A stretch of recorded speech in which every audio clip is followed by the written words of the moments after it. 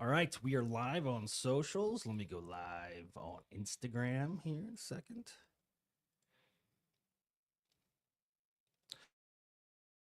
We're live on Instagram. All right, so I'm going to play a little intro. Jenny and I have some banter back and forth. We'll introduce the two of you, and we'll record a podcast. Cool? Sounds good. Okay, here we go. You're listening to the Grow Clinton podcast. Grow Clinton is a 501c6 nonprofit economic community development and tourism organization based in Clinton, Iowa. For more information, visit growclinton.com. Again, that's growclinton.com. Now, back to the show. What's happening, all you beautiful people out there in podcast land? That's right. This is the 100th episode. Is it? Are you sure? I'm positive. I can count that high. Okay. Of the Grow Clinton podcast. That's right. Grow Clinton, as the intro mentioned, is a nonprofit organization focusing on community, economic development, and tourism. As always, I am your host, Andy Sokolovich, the president and CEO of Grow Clinton, and joined by Jenny Home from our office. Jenny, how are you? What's happening? Good. I'm so excited that this is the 100th. This is 100th amazing. episode. We made it to 100. Oh, we're going to keep going. We'll just keep going. Yeah, we crept up to 100 pretty quickly. We did. Yeah, it didn't take much time at all. It's been fun. You know what else is fun? I know. Just say it. High-speed fiber internet. That's right, folks. The Grow Clinton podcast is powered by Miles Communications, supporting us here at 721 South 2nd Street in Clinton with wicked fast internet speeds. Check them out, milestelephone.com. Again, milestelephone.com for all your internet needs. Now have a physical office located at the 300 block of 5th Avenue here in Clinton. You can't miss it. Can't miss it. Big glowing Miles sign. I don't know if anybody's in there yet. I don't know either. I was going to reach out. Officially open, but check them out, milestelephone.com. Or if they're not in your area, they're coming soon. So, Jenny, we got some great guests today. This is one of my favorite subjects ever. Yeah. So from Clinton County Conservation, we have Phil and Hannah. How are you two doing on this beautiful Thursday afternoon? Oh, we're doing great. Glad to be here. Yeah, super excited, especially since it's the 100th episode. Yeah. You guys, we broke the mold with you two, the 100th episode. So Clinton County Conservation. I am excited to learn more. Let's talk about what's going on in the Department of Clinton County Conservation, what people can expect this summer season, spring and summer, and what's upcoming. Well, we got a couple of really good things going on, a lot of fun programs. So I'm the director with the Conservation Board, and Hannah here is one of our great naturalists. Ooh. So she can kind of tell us a little bit about some of the upcoming events that we have. So Yeah, so here in April, Earth Day is a couple weeks away, April 22nd. Yeah. So we do have an Earth Day hike out at Eden Valley. It's kind of on the other side of the county, but it's a beautiful hidden gem. So it'll be hopefully a really fun evening to get outside and see some spring woodland flowers. That day, you can also go to any of the county parks and do your, due Earth Day diligence and stuff. Yeah. pick up some garbage. And if you pick up garbage at any of our parks and take a picture with it, you can get, I think it's either a free camping coupon or like free paddlecraft rental, something like that. You know, very cool. when I go out and talk to different people in the community, one of the things I ask is, what would you like to see more of in our area? And their answer a lot of times is walking trails, hikes, things like that. So this is a great event. Yeah. Yep. It'll be hopefully a beautiful day on Earth Day. And to finish out that week on April 26th is our spring fling at Rock Creek. So we've got an Easter egg hunt in the morning. We've got some entertainers, crafts, things like that. And then there's even going to be a blue heron ride, the first one of the season. So Hannah, how does one become a naturalist? Well, I grew up just across the river in Fulton, Illinois. Okay. Spent a lot of time outside doing all sorts of activities, fell in love with the outdoors, and ended up going to college in Stevens Point, Wisconsin, where I got a degree in resource management with a focus on environmental education. How did you pick that? I mean, I know you said you love the outdoors, but I do too, and I didn't think of that. How'd you come up with that? Well, ever since I was little, I really wanted to be a DNR officer. And kind of as I grew up, I kind of decided I wanted to maybe not do so much law enforcement, but I loved teaching and I loved the outdoors. So it was kind of the perfect combination of teaching in the outdoors. Focused. Very cool. Yeah. Phil, what was your pathway to become the executive director of Clinton County Oh Conservation? boy. Well, so I'm from Iowa. I grew up in Pella, down there, kind of in south, a little more southern Iowa, and I, always loved the outdoors. I grew up by Lake Red Rock. Spent a lot of time out there fishing and hunting and hiking and boating and doing all those, fun things. And when I went to college, I actually was originally a business major because I thought, well, I like money, so Yeah. I wanted to do Money and something there. conservation, they So, just go well, hand in hand. Yeah, I wish. So then, I actually had got a job as a seasonal technician with Marion County Conservation, and I started doing that. And I'm like, this is kind of fun. I could see myself doing it. And then Yeah. I ended up changing my major and kind of went into the conservation field. And a couple of years later, here I am. So I've been here in Clinton County since 2020. I got hired right in the middle of the pandemic. So. But I was really excited to come out here. And like I said, growing up on Lake Red Rock, I loved fishing. And, we do have one of the best fishery in Iowa and probably the Midwest, just right out here outside the office here. So Yeah. I was pretty excited to be able to come out here and enjoy that. So, I don't know what a seasonal technician is. So we actually, in most counties, as well as the DNR and other organizations, will hire additional help during the summer to come and help doing a lot of the not so fun jobs. That can be mowing, trimming, all those types of things. Also cleaning bathrooms and just kind of helping with general upkeep because we have a lot of things going on in the summer and. Sometimes we just need a little bit of extra help. So we'll bring on seasonals to do that. So Keep it clean and tidy. So I was living here for a few years before I even experienced Rock Creek Marina. It just was one of those things that I didn't even know existed until we had an event out there. So explain to our listeners where Rock Creek is at and what the amenities are that are at that location. So sure, Rock Creek Campground Marina. It's located just south of Comanche, there on kind of right on the backwater of the Mississippi. Which slough is that again, Hannah? Hanson Slough. Hanson Slough.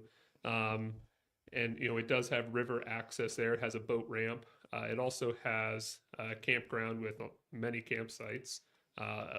Some full service electric campsites, as well as some cabins. We have a bunch of different cabins, kind of with some of them are pretty basic. Some of them have, all Sure. the amenities you'd like. We also have the Eco Center, which is kind of our bigger nature center there. We have, some displays, some educational information, as well as a hall that can be rented for, different events. Yeah. So If you're not familiar with the Rock Creek, the ecotourism center out there, it is awesome. I love taking my kids out there. You have a massive fish tank. we do. Like, explain how large this tank is. It's 8,000 gallons. Yes. 8,000 8,000 gallon gallons. tank, and it has species of fish that represent what's in the Mississippi, correct? Yeah, all of those fish they came out of the Mississippi. So we have white bass, largemouth bass, smallmouth, drum, catfish. What am I missing? Hannah? Walleye, bluegill, Oh, yeah. crappie. Can't forget the walleye. Can't forget the crappie. walleyes. Mhm. Yeah, and the crappies. So what I find is cool, the fish tank. Tell me how the cleaning of that tank works. Oh, gosh. It's a process. So Isn't there somebody that goes in there with like scuba gear? yeah, we have our team has they have scuba certification, so they're able to go in with scuba gear. That's really the only way to get it completely cleaned. I mean, if there's a little spot, sometimes we can kind of hit it with a scrub brush, on the end of a pole, but really the only way to get in and get it clean is to get in and get it clean. These So- are like great jobs. I mean, how could now you Jenny's say- going to want to be scuba certified. All We right. have nothing you need to clean with a scuba tank on you your should back. you should get Wow. one. I should get one. I love fish tanks. Back in You the love day- fishing. Back in the day, I had a small dorm when I was in the service, and I went out and made a very wise purchase of a 55-gallon fish tank. And then I moved out of that Why'd you dorm. get And the I don't know big if you ever one? tried Yeah. to move a 55-gallon fish tank out of a dormitory, but it's not Oh my an easy gosh. feat. What else is out there from an attraction standpoint? You mentioned the hall. That is a big space. Do you know the dimensions of that space? Oh shoot, I don't know. I mean, it's off my top of my head. I think we can hold. Is it 200? I think it's 200. That's Good. pretty good so size. that's Yeah. available for rent, correct? Yes, it is.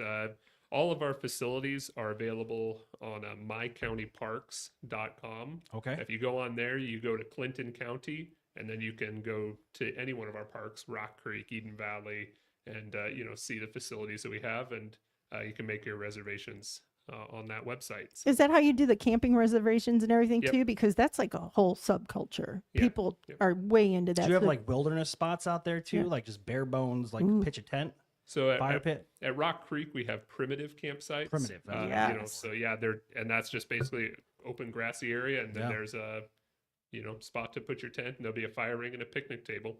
What's most popular? Is it the fancy where you have the electricity or the primitive? Oh, people definitely like the electric Yeah. sites. I mean, and I don't blame them. I like the electric Mhm. sites. So, and our cabins are also very popular.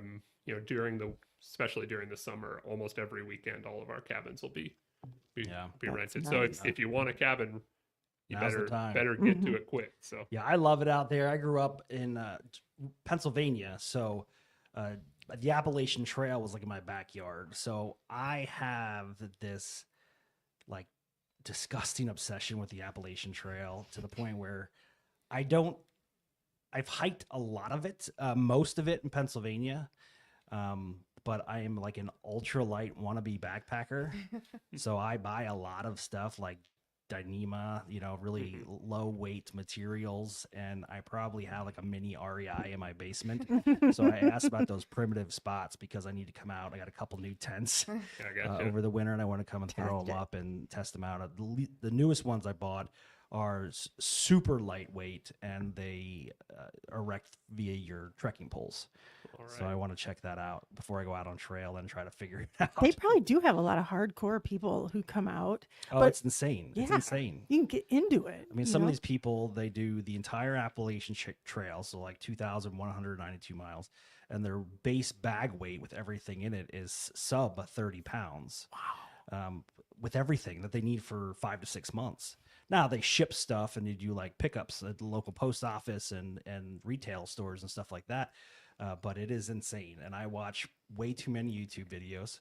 And as a result of a YouTube video, then I pick up my phone and I go on the Amazon because, Yes. I wish we had Clinton would be cool to have like an outdoor store where you can buy stuff like that. Right.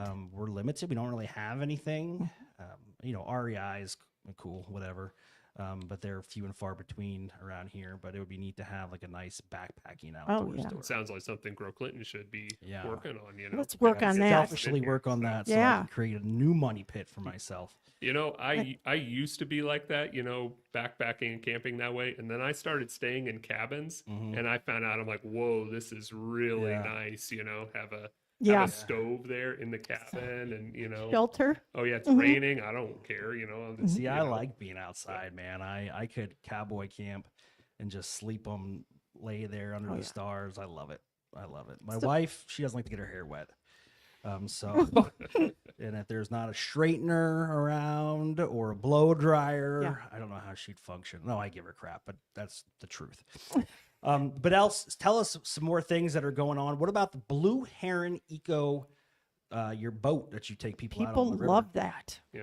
Hannah, you want to take that? Yeah, so it's actually getting a new motor today. Nice. So we'll be all ready for boating season. But yeah, our first cruise, I believe, is June 5th for the public. So our first field trip is next week, and we'll be using it a lot during field trip season in April and May. But then first public cruise will be June 5th, which is a Thursday. So we offer a 5:30 and 7 o'clock cruise, and Oh, beautiful. that'll go through October. So the times change in September and October a little bit earlier with the sun setting earlier and things like that. But yeah, you can call 1 week in advance on the Thursday out to Rock Creek and sign up for the cruise. Iowa has so much natural beauty, and that's the best way to see it. Yeah, it does. You I never know what you're explored going the to see. state. You never know what you're going to see. I mean, Mhm. even traveling from Clinton County to Dubuque, there's the bluffs. I mean, it's just beautiful around there. One of the things I'd like to see, not that Phil can fix this, but I love myself a long loop trail where I can start at point A, spend a couple nights out, end at point B, and we don't have a lot of that here in the state. So can you fix that? I'll see what I can do. Yeah. appreciate it. The other thing I want to mention is we are contracting with a local videographer by the name of Joe Howard, and he's doing some videography for us. We'd love, at no cost to you guys, we're already flipping the bill, to have him come out to Rock Creek and take some footage of what you guys are doing out there to help blend into a video we're creating to entice tourism in our county. Oh, that'd be cool. Oh yeah, we'd love to have him out there. All right, cool. So if you see some guy walking around with a camera, don't call the cops, all right? All right. So what else do you want to share with our audience that's going on? Talk about, I'll tell you what you're going to share. Controlled burns. We were talking about this yesterday. Oh boy. So it is controlled burn season. Yeah. I think on Tuesday, I think it was Tuesday, I was out driving across western Clinton County, going up to Eden Valley Park. And as I looked across the landscape, I saw a bunch of, kind of smoke coming up in different spots. I was like, oh man, a lot of people are out doing controlled burns. So, it is controlled burn season. We've done a few controlled burns on some of our wildlife areas as well. Lost Nation public hunting area, McAndrews. It's all kind of over on that side. But we also did one at Manikowski Prairie, which is located right by Goose Lake as well. And what's the purpose of a controlled burn? So the purpose is, there's a lot of benefits to the native areas. We do a lot of native grass seedings and, kind of have native prairie type habitat on a lot of our wildlife areas. And when you do a control burn, it helps to kind of clean those areas up, if you will. It gets rid of a lot of the dead, stuff that's there. It also helps get rid of a lot of the invasives, as they start to come up. It kind of kills off a lot of those, and it makes room for a lot of the native grasses and the stuff that we want to have growing, to start coming up. Kind of aerates it and gets it open for, some of those natives actually almost need that fire to help kind of get the seeds going. And, it does put a lot of nutrients back into the soil. So it's, there's a lot of benefits to it. And we try to do it, we have a rotation through a lot of our areas. So every year we're probably doing, I don't know, 5, 6, 7, different areas, doing control burns. And it's really weather dependent. When there's a burn ban, guess what? We're not burning. So, like this past year, it's been a little bit slower because it's been dry. Right. It's been super windy. And even though the wind does help when you're doing a control burn, you don't want it blowing 30 miles an hour through there. So, yeah, no doubt about that. That could be a dangerous thing. And you have to be certified or trained to do these burns correctly. So our team is all, they're all trained in how to do these control burns. And we do refresher courses, every couple of years. So our guys are always, knowledgeable about what they need to do. And we also make sure that our equipment is ready to go. We have UTVs, we have sprayers, we have water tanks, and everything out there. So our team is ready to go, and we always have very good plans. I think that's kind of the main thing is, we don't just walk out to an area and say, all right, throw a match on it and walk away and say, I hope that works out. We have areas that we mow fire breaks. We'll like till kind of around the area. So that way we're not worried about it, getting out of control. Yeah. So that's way more involved than I would have thought. Yeah. And especially depending on how big of an area, some of the areas we're doing are pretty good size. So, when that happens, we might have 7 people, out there, keeping an eye on it. So Talk to me about the public hunting lands. Lost Nation just had, a 40-acre expansion? Yeah, we're really excited about that. That's something that we've been working on last year, and we were able to complete this winter. So for those that don't know, the Lost Nation public hunting area, it's a piece just north of Lost Nation. It includes a lot of upland, which is kind of like the prairie more, not so much the timber, but it does have some timber in it. It has a lot of deer, a lot of turkeys, and a lot of pheasants. Yeah. I mean, It's probably got a really good population of pheasants, I believe. And that's good because for a while there, at least my experience, they were somewhat eradicated. The coyotes were taking them out. We did have pretty low population there, and it's been really good to see them come back. I mean, I saw 2 rooster pheasants this morning as I was driving into work, just run across the road. So I'm like, all right, it's at least those 2 made it through hunting season and are So still what going, about Wyheck? So YHEC is the Youth Hunters Education Challenge. So that is a state event that we host at Rock Creek. It's on May 31st this year. I think last year there were 12 teams maybe.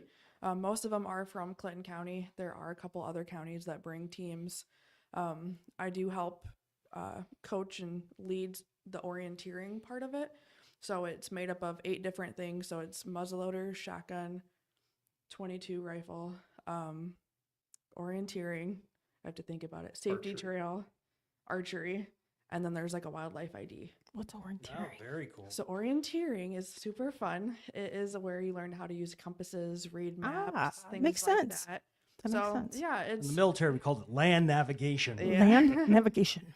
yeah. So we had our first practice maybe March 8th. So it's most Sundays, maybe not every Sunday. We have a practice out at the Wapsie Ikes out on the west side of DeWitt, and so yeah, each week it's typically 3 different categories out of those 8 that we're leading and practicing, going through it with the kids, and then they get to take what they've learned to the state event, and they basically participate as an individual but also as a team. Wow, I didn't know anything So- about this. Yeah, so they get scored as a team and as an individual, so they can just That's there's awesome. there's juniors and seniors, so That's yeah. great. We're gonna see Jenny out in the parking lot with a compass trying to navigate. I can help I couldn't ya. get out of the office. I'm going to need help. My wife, I love her to death, and I'm not just ragging on my wife on this 100th episode. Mm-hmm. She cracks me up because I'll say, "Which way is north?" and she'll go, "That way." Yeah. And then she'll turn to her right. I'm like, "Which way is north?" She's like, "That way." I'm like, "You realize north is not the direction you're facing." I'm the worst at that. You Yeah. know, I went on a conference out No, of town. orienteering, I think, is a skill set that every kid should have. Oh, I mean, yeah. that should be. You never know. I mean, you hear all these stories about kids getting lost in the woods, and speaking of that, Mm-hmm. did you guys watch the documentary on? It was in Colombia, a private plane that was carrying 4 children, a mother, and then there was 2 pilots. Went down in the Amazon jungle, and the kids, the mother passed away from the impact. Both the pilot and the co-pilot passed away, but the kids survived. It's on Netflix. Yeah. I think it's called Lost Children. I've seen it. But it was like a 13-year-old, an 11-year-old, a 9-year-old, and like a 6-month-old. Baby. Wow. Yeah. And they survived for 40 nights before Wow. they were found in Crazy. the Amazon jungle. And they talk about their ability to eat and identify edible plants and fruits. And it's really cool It story. is. You should check it out. It's on Netflix. But I always just think about the kids that get lost. You know, they go out goofing around Cornfields. with their friends, Mhm. cornfields. They can't tell which way is north, south, Right. east, west, where they came from. But I took orienteering in school, and then I went through a land nav course in the military. But it's something everybody should learn for sure. Well, this program, this challenge I've never heard of it. And it just sounds like really, I mean, legit. It's a great way to learn things, and the safety aspect of it too is so important. Yeah, it's a really fun program to be a part of. I wish I would have been able to do it as a kid myself. So What about hunter safety in Iowa? Is that something that goes through your department, or is that something else? We do some hunter safety trainings in our department. It's Do you need a hunter safety card to receive a hunting license in this state? so I don't know. I can't remember because I know Pennsylvania. I did. I had to go through a hunter safety course through the Game Commission, and then that allowed me to purchase my license. Yeah, and I would. So whenever people have questions like that, my first thing is I would recommend DNR. you call the DNR because I don't want to say the wrong thing. Just say yes because they should. You should, but you should have a hunter safety. You do need it, I believe, if you're getting a hunter's license. But there's an age thing where it's like if you're you have to be 12 in Iowa to go through the hunter's ed Yeah, course, that's but Yeah, you same can, in Pennsylvania. you can hunt within a licensed adult until you're 16. Yeah. Yeah. So you could be 13 or 14 and still not have gone through the course as long as you're hunting with an adult that has their license. And you can still get a personal tag, like Right. to hunt with your dad or your mom. Do or we have whoever. like youth hunts around here? We do. Mhm. Yeah, we have a youth season for a lot of things. Okay. Like for deer youth season, it's shoot. I think in Iowa, early. youth season is like the end of September. Yeah, it's in September. It's Yeah. kind of like a lot of things. It's youth season is kind of like the first season. So for like deer, it's in September. Turkey It's youth this season weekend. is it starts this weekend. So- Spring gobbler. Yep. oh yeah. Got them in my yard. Come on over. I used to always put the little diaphragm call in my mouth in high school and just sit back there, let it bark. I love doing that stuff. So if I want to hunt on conservation public land, what do I do? And make sure you have your hunting license and your appropriate tag, and you head on out there and So it's a go first for come, it. first So served. It's There's no stands that are already hanging. the only stand that we have that's permanent is we have a disabled Okay. disabled stand that's Yeah. located at Ringneck Marsh that is Mhm. available to rent.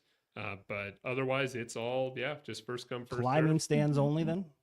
You can have a climbing stand. You can put up a ground blind, but you do have to take the ground Right. blind down when Mhm. you're done. You can't just leave something up there for Yeah. forever. So I'll have to keep that in mind.